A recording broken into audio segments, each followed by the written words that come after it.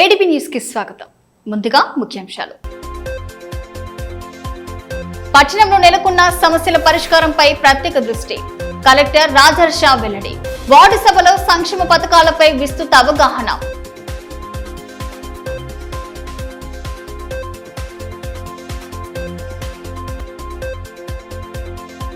ఖరీఫ్ సాగుకు సన్నద్ధమవుతున్న అన్నదాతలు, రైతులను మోసగించే ఘటనలపై కఠినంగా వ్యవహరిస్తామని ఎస్పీ స్పష్టీకరణ. నాణ్యమైన విత్తనాలు ఎంచుకోవాలని వ్యవసాయ అధికారుల సూచనలు. ఖరీఫ్ సాగు పనులకు రైతులు సన్నద్ధమవుతున్న నేపథ్యంలో విత్తనాల ఎంపికలో తగిన జాగ్రత్తలు తీసుకోవాలని తలమడుగు మండల వ్యవసాయ అధికారి ప్రమోద్ రెడ్డి సూచించారు. భూమిలో తగినంత తేమ ఏర్పడిన తర్వాత మాత్రమే విత్తనాలను నాటాలని ఆయన రైతులకు సూచించారు. తేమ లేకుండా విత్తనాలు నాటినట్లయితే వాటి మొలక శాతం తగ్గిపోయే అవకాశం ఉండడంతో పాటు విత్తనాల జీవశక్తి దెబ్బతిని ఇక మొలకలు రాకపోవచ్చని తెలిపారు. దీంతో రైతులు ఆర్థికంగా నష్టపోయే ప్రమాదం ఉందన్నారు.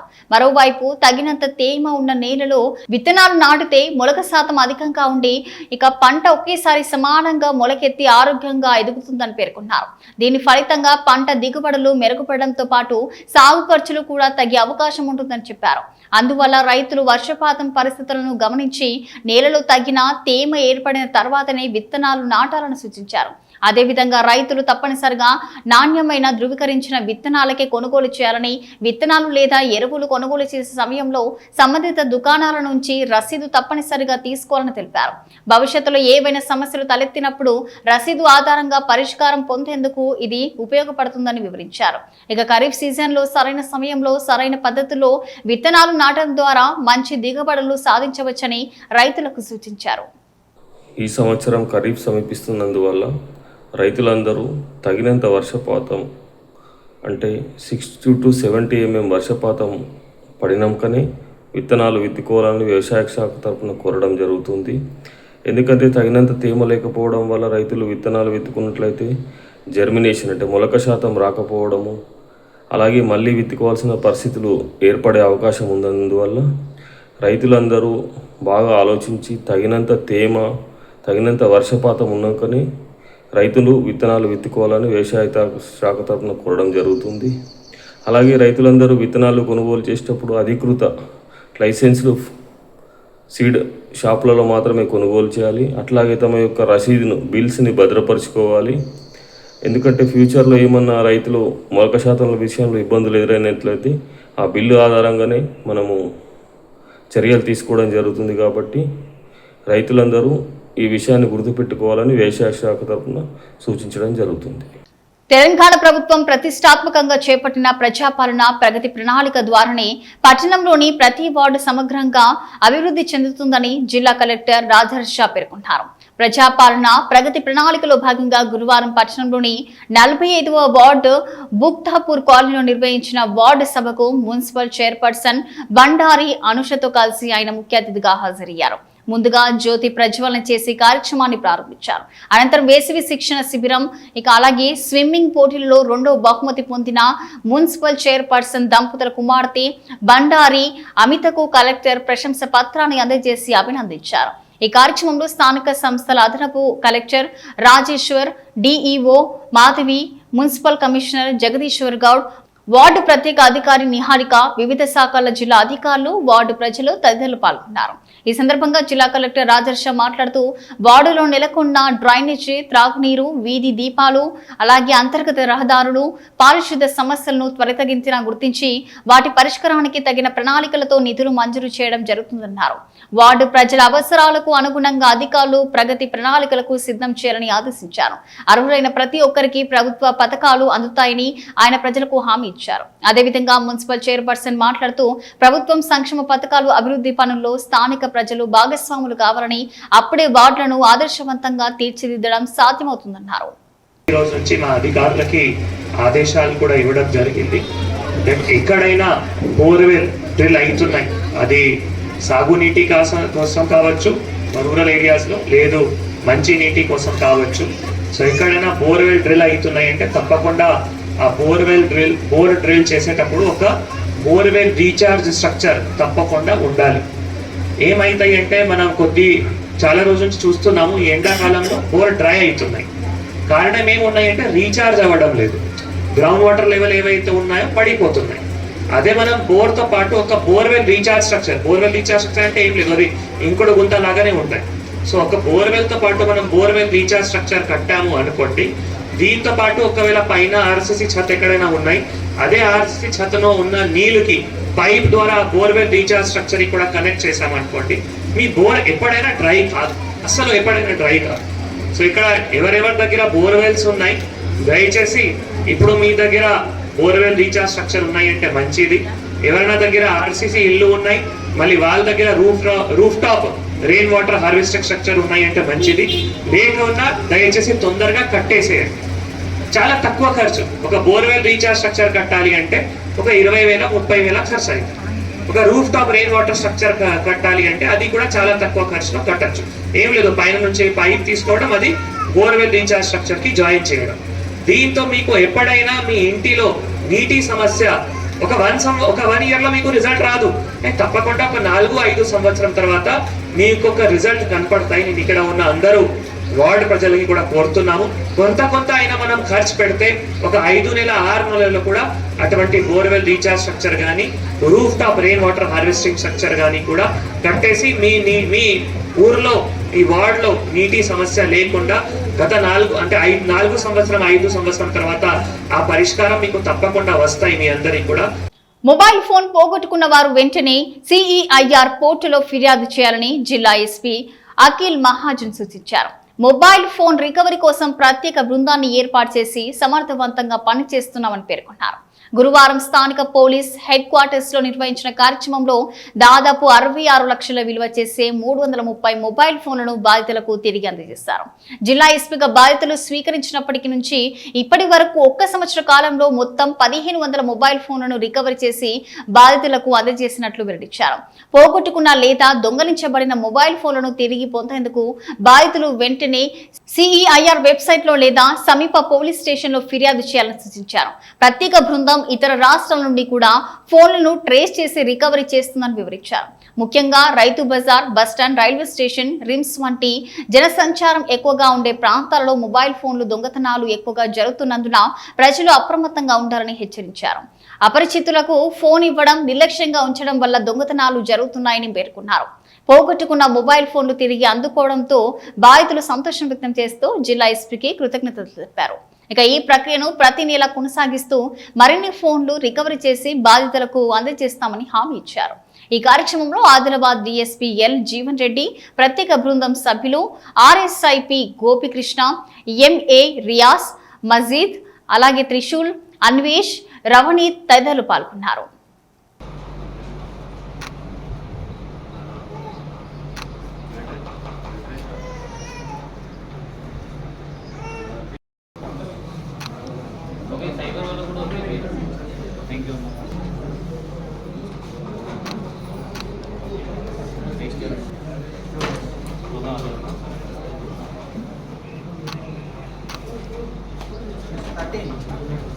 ఒక నెంబర్ 11 ఒక నెంబర్ 26 జందాపూర్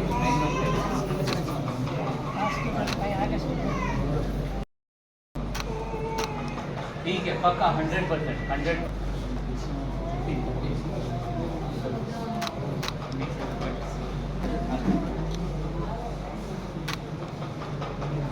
कब मोदल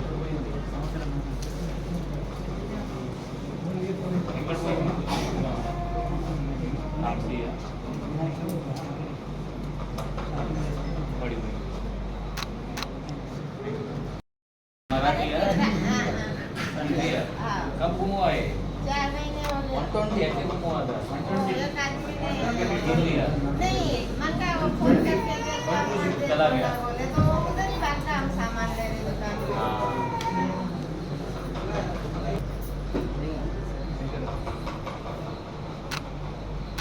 ठीक है ఇట్లా తీసుకొని పారిపోయారు అడ్మిట్ నేను ఒకటి పంచనామాకు ఎంక్వైరీకి వెళ్ళినప్పుడు ఎస్ఐ గారికి ఫోన్ మాట్లాడినప్పుడు ఫోన్ పెట్టినా అది ఎక్కడ గాది వానాకాలం సీజన్ ప్రారంభం కానున్న నేపథ్యంలో విత్తనాలు ఎరువుల ఖరీదుపై రైతులు ఆసక్తి చూపుతున్నారు. ప్రతి ఏటా మాదిరిగానే ఈ ఏడు సైతం జిల్లాలో పత్తి, సోయా పంటల సాగుపై రైతులు మొగ్గు చూపుతున్న వేళ విత్తనాల దుకాణాల్లో సందడి ప్రారంభమైంది. ఈ ఏడాది నైరుతి రుతుపవనాలు కొంత ఆలస్యంగా రాష్ట్రానికి చేరుకుంటున్నాయని వాతావరణ శాఖ అంచనా వేస్తుంది. అయితే గతేడాది విత్తనాలు, ఎరువుల సరఫరాలో ఎదురైన సమస్యలను పరిష్కరించే దిశగా అధికార యంత్రాంగం సైతం ముమ్మర కసరత్తు చేస్తుంది.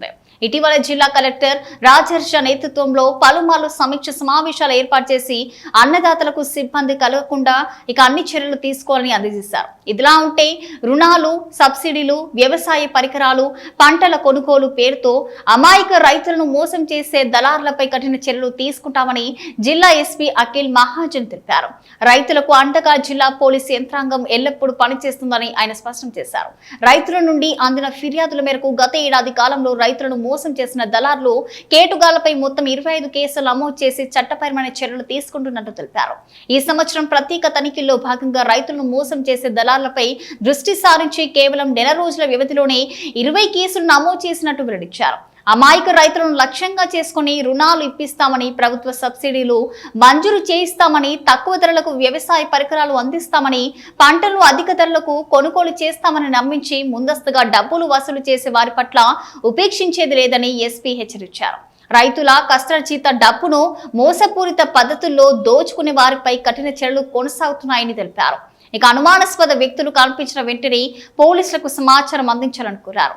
రైతుల ఆర్థిక భద్రతకు జిల్లా పోలీస్ శాఖ ఎల్లప్పుడూ అండగా ఉంటుందని, మోసాలకు పాల్పడే వారిపై కఠిన చర్యలు కొనసాగుతాయని స్పష్టం చేశారు. ఆదిలాబాద్ పట్టణంలోని ఇంద్రమ్మ కాలనీలో బుధవారం సాయంత్రం కమ్యూనిటీ కాంటాక్ట్ నిర్వహించారు. ఈ కార్యక్రమంలో ఎస్పీ అఖిల్ మహాజన్ పాల్గొని ప్రజలకు అవగాహన కల్పించారు. తనిఖీలలో సరైన ధృవపత్రాలు లేని 37 ద్విచక్ర వాహనాలు, 6 ఆటోలు గుర్తించి స్వాధీనం చేసుకున్నారు. 2 మైనర్లు వాహనాలు నడుపుతూ పట్టుబడ్డారు. అదేవిధంగా 54 మద్యం బాటిళ్లను స్వాధీనం చేసుకున్నారు. ఈ సందర్భంగా ఎస్పీ అఖిల్ మాట్లాడుతూ ప్రతిరోజు ట్రాఫిక్ నియమాలు పాటించాలని, హెల్మెట్ ధరించాలని, డ్రంక్ అండ్ డ్రైవ్ అలాగే ర్యాష్ డ్రైవింగ్ చేయకూడదని సూచించారు. గంజాయి, సైబర్ మోసాల పట్ల అప్రమత్తంగా ఉండాలని హెచ్చరించారు. సీసీటీవీ కెమెరాలు ఏర్పాటు అవసరాన్ని వివరించారు. ఈ కార్యక్రమంలో డీఎస్పీ ఎల్ జీవన్ రెడ్డి, సిఐలు, ఎస్ఐలు, పోలీసు సిబ్బంది పాల్గొన్నారు. ఊరులో ఏం నడుస్తుంది, ప్రపంచంలో ఏం నడుస్తుంది, నేరం ఎక్కడ పెరుగుతున్నాయి, ఎక్కడ తగ్గుతున్నాయి, ఏ టైప్ ఆఫ్ నేరం, ఏ ప్రకారం నేరం పెరుగుతున్నాయి, ఇది మనం ప్రతి ఊరులో పోయి ప్రతి వార్డులో చేస్తాము. మాత్రమే మీ దగ్గర వచ్చి అట్లా కొత్తగా చేసాము ఏం లేవు. మీరు కూడా ఇక్కడ చాలామంది ఇక్కడ వింటున్నారు. మెయిన్ ఉద్దేశం ఏంటంటే చైతన్యం కూడా మీకు అవుతుంది. ఇది కాకుండా ఎవరైనా రౌడీ షీటర్ ఉంటే, హిస్టరీ షీటర్ ఉంటే వాళ్ళకు కూడా చెక్ చేస్తాం. ఆల్రెడీ డిఎస్పీ గారు చెప్పుకున్నారు, ఈ ఏరియాలో 2 రౌడీ షీటర్స్ ఉన్నారు, 1 హిస్టరీ షీటర్ ఉన్నారు. సో ప్రతి ఒక్కరు మంచి ఉంటే ఇట్లయినా షీట్స్ ఓపెన్ కాదు. ఆ షీట్స్ ఓపెన్ ఉన్నాయి ఒక మంచి మాట కాదు. 1 నెలలో ఒకసారి పోలీస్ స్టేషన్ పోవాలి, అక్కడ సంతకం చేయాలి. మంత్లో 2-3 సార్లు పోలీస్ స్టేషన్ వాళ్ళు కూడా వాళ్ళ ఇంటికి వచ్చి వాళ్ళు ఉన్నారా లేదా చెక్ చేస్తారు. ఎందుకంటే ఆ క్రైమ్ వాళ్ళు ఏమైనా చేస్తే మళ్ళీ చేయకూడదు, దాంతో మనం ఈ పని చేస్తాం.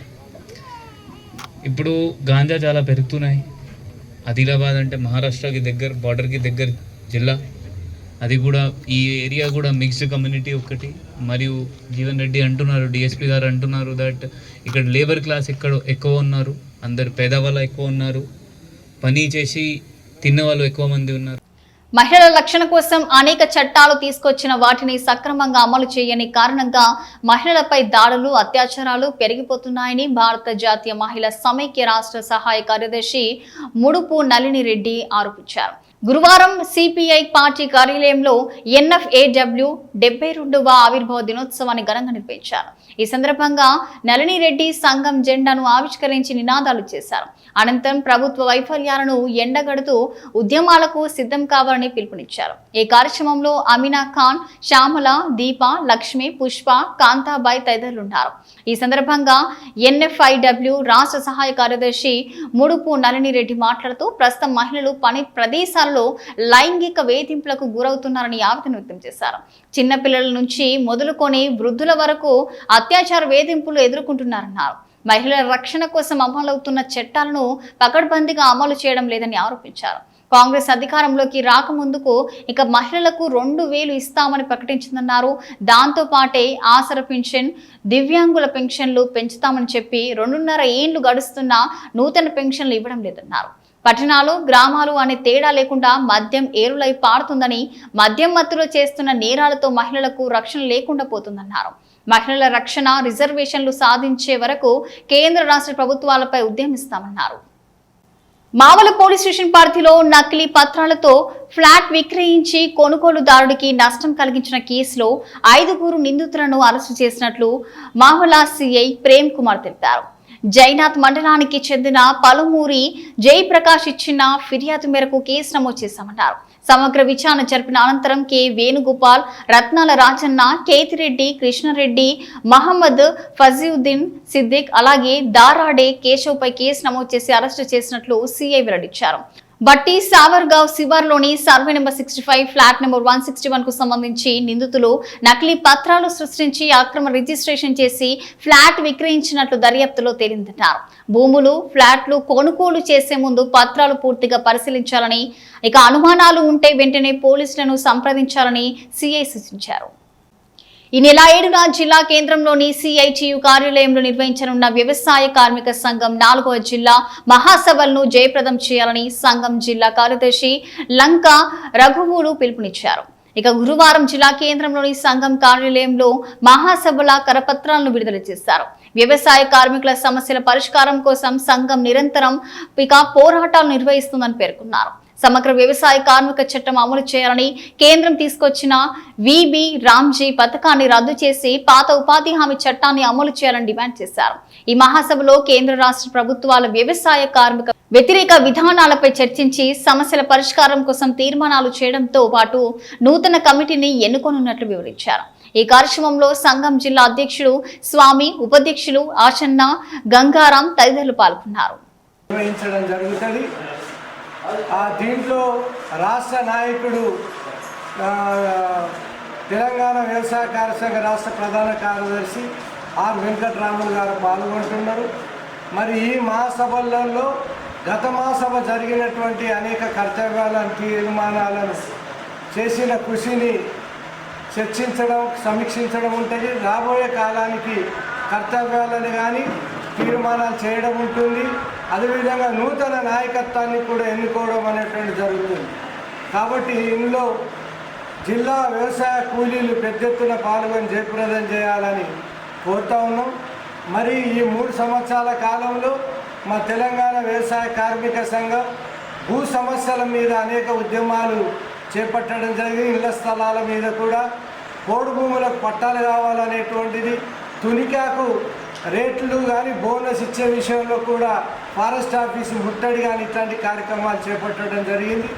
అదేవిధంగా ఉపాధి హామీ మీద ముఖ్యంగా ఈ 3 సంవత్సరాల కాలంలో ప్రతి సంవత్సరం అనేక ఉద్యమాలు అనేటువంటి చేపట్టడం జరుగుతుంది. కాబట్టి గతంలో ఆధార్ లింక్ విషయంలో వ్యతిరేకిస్తూ నిరసనలు తెలియజేశాం.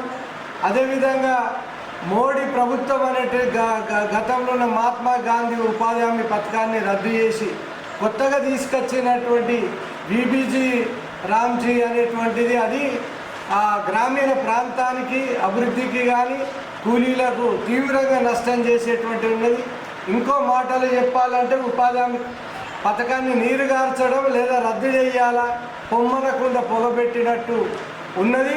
దాన్ని రద్దు చేసి పాత చట్టాన్ని అమలు చేయాలనేటువంటి అనేకమైన రౌండ్ టేబుల్ కానీ, ధర్నాలు కానీ, ర్యాలీలు కానీ, కలెక్టరేట్ ముందు మహాధర్నాలు కానీ నిర్వహించాం. భీంపూర్ వాసులు ప్రధాన సమస్య అయిన కరంజీ రోడ్డు పనులు ప్రారంభమయ్యేలా కృషి చేస్తున్నట్లు పిఎస్సిఎస్ చైర్మన్ అడ్డి బొజ్జరెడ్డి తెలిపారు. స్థానికంగా ఏర్పాటు చేసిన మీడియా సమావేశంలో ఆయన పాల్గొని పలు వివరాలను వెల్లడించారు. వర్షకాలంలో వాహనదారులకు ఇబ్బందులు కలగకుండా జిల్లా కలెక్టర్ చొరవతో తాత్కాలిక పనులు చేయించడం జరుగుతుందని వివరించారు. ఈ కార్యక్రమంలో ఆత్మ చైర్మన్ కౌడాల నారాయణ, భీంపూర్, తాంసి మండలాల కాంగ్రెస్ పార్టీ కన్వీనర్లు సుదర్శన్, సంతోష్, సర్పంచ్లు రమేష్, రవీందర్, ఉప సర్పంచ్ నరేందర్, కాంతారావు, రమేశ్వర్ తదితరులు పాల్గొన్నారు. పార్టీ అధ్యక్షులు నరేష్ యాదవ్ గారు వీరి సహకారంతో నిన్న మంత్రి గారితో జిల్లా కలెక్టర్ గారికి మాట్లాడిపించి మేము కూడా జిల్లా కలెక్టర్ గారిని కలిసి ఈ యొక్క సౌరగామ నుంచి ఏదైతే రోడ్డు ఉన్నదో ఇప్పుడు ఇక్కడ ఒక 20 గ్రామ పంచాయతీ ప్రజలు చాలా ఇబ్బందులు ఉన్నాం, వర్షాకాలం చాలా కష్టమవుతుంది అని చెప్పడంతో నిన్న జిల్లా కలెక్టర్ గారు చొరవ తీసుకొని కాంట్రాక్టర్ని పిలిపించి చెప్పి ఒక 2 రోజుల్లో 3 రోజుల్లో పని మొదలుపెట్టాలని చెప్పడం జరిగింది.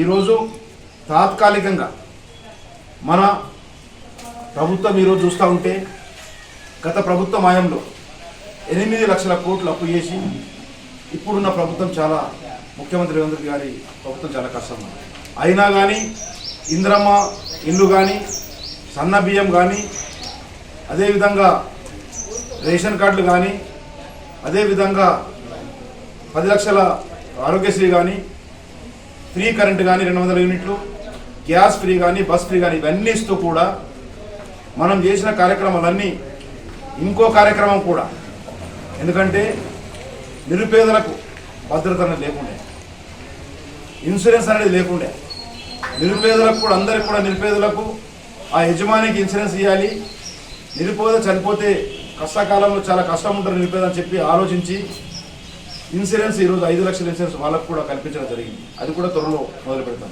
ఇవన్నీ చేస్తూ, ఎందుకంటే ఈ ప్రభుత్వం ఎన్నో ఇబ్బందులు ఉన్నాయి అయినా కానీ రైతు భరోసా కూడా ఈ యొక్క 20 తారీఖు లోపల పూర్తి చేస్తామన్న ఆలోచన ప్రభుత్వం ఉంది.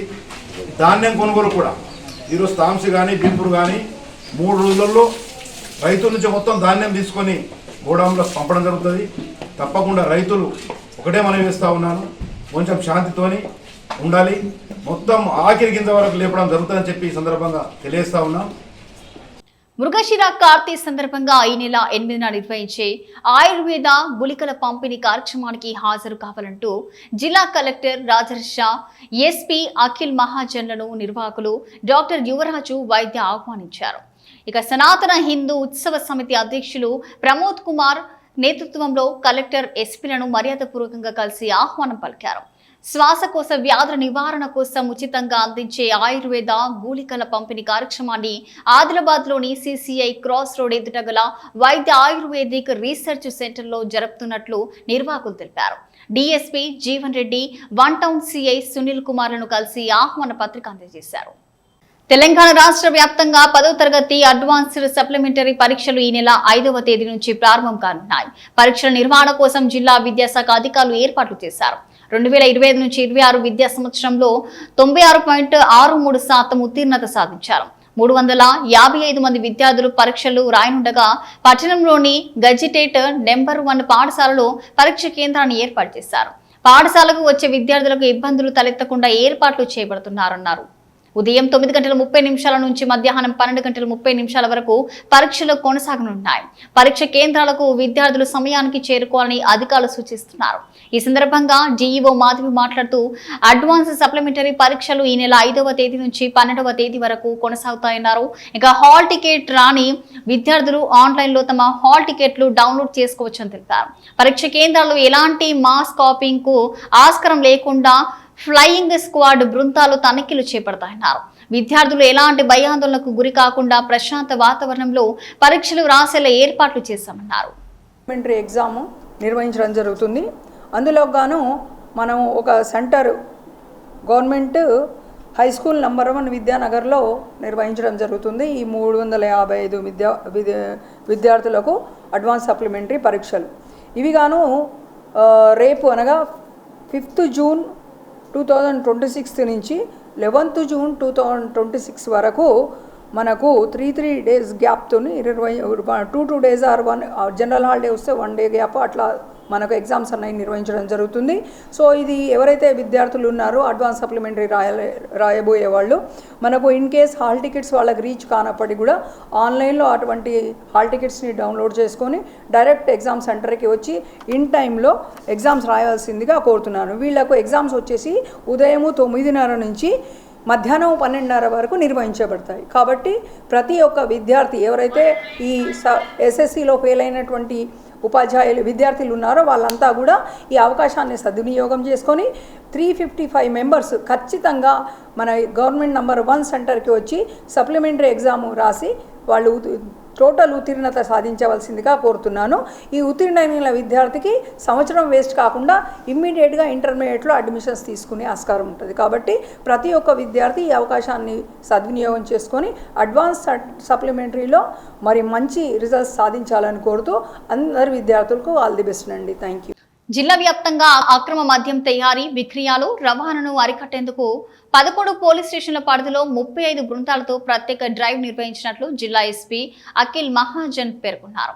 ఇక ఈ తనిఖీలో 26 మందిపై కేసులు నమోదు చేసి 32.5 లీటర్ల గుడాంబ, 35 లీటర్ల బెల్లం వాష్, అలాగే 705 లీటర్ల కళ్ళు స్వాధీనం చేసుకున్నట్లు వెల్లడించారు. మండలాల వారీగా ఉట్నూరులో ఇక 3 కేసులు నమోదు చేసి 6 లీటర్ల గుడాంబ, 15 లీటర్ల బెల్లం వాష్ స్వాధీనం చేసుకోగా, ఇక నార్నూరులో 7 మంది కేసులు నమోదు చేసి ఇక 13 లీటర్ల గుడాంబ, బెల్లం వాష్ క్యాన్లు స్వాధీనం చేసుకున్నారు. ఆదిలాబాద్ రూరల్లో ఇక 6 మందిపై కేసులు నమోదు చేసి 4 లీటర్ల గుడాంబ, 10 ప్యాకెట్లు స్వాధీనం చేసుకున్నారు. తలమడుగులో 2 కేసులు నమోదు చేసి కల్తీ కళ్ళు నమూనాలు స్వాధీనం చేయగా, బెల్లా మండలంలో 2 లీటర్ల గుడాంబతో 2పై కేసులు నమోదు చేశారు. గుడిహత్నూరులో 1 కేసులో ఇక 5 లీటర్ల కల్తీ కళ్ళు స్వాధీనం చేయగా, ఇచ్చొండలో ఇక 1 కేసు నమోదు చేసి 4గురిని బైండ్ ఓవర్ చేసి 2.5 లీటర్ల గుడాంబ, 500 లీటర్ల కళ్ళు మరియు తయారీ సామాగ్రి స్వాధీనం చేసుకున్నారు. నేరేడిగొండలో 5 మందిపై కేసు నమోదు చేసి 5 లీటర్ల గుడాంబ, 20 లీటర్ల బెల్లం వాష్, 200 లీటర్ల కళ్ళు స్వాధీనం చేసుకున్నారు. గిరిజన ప్రాంతాల్లో గుడాంబ తయారీ, విక్రయం ప్రజల ఆరోగ్యానికి హానికరమని ఎస్పీ హెచ్చరించారు. ఇటువంటి అక్రమ కార్యకలాపాలపై కఠిన చర్యలు ఇక కొనసాగుతాయని స్పష్టం చేశారు. గుడాంబ అక్రమ మద్యం రవాణాపై సమాచారం ఉన్నవారు వెంటనే పోలీసులకు తెలియజేయాలని కోరారు. జిల్లాలో మత్తు పదార్థాల నిర్మూలనకు ప్రత్యేక డ్రైవ్లు నిరంతరం కొనసాగుతాయని తెలిపారు. ముఖ్యాంశాలు మరొకసారి చూద్దాం. పట్టణంలో నెలకొన్న సమస్యల పరిష్కారంపై ప్రత్యేక దృష్టి. కలెక్టర్ రాజర్ష వెల్లడి. వార్డు సభలో సంక్షేమ పథకాలపై విస్తృత అవగాహన.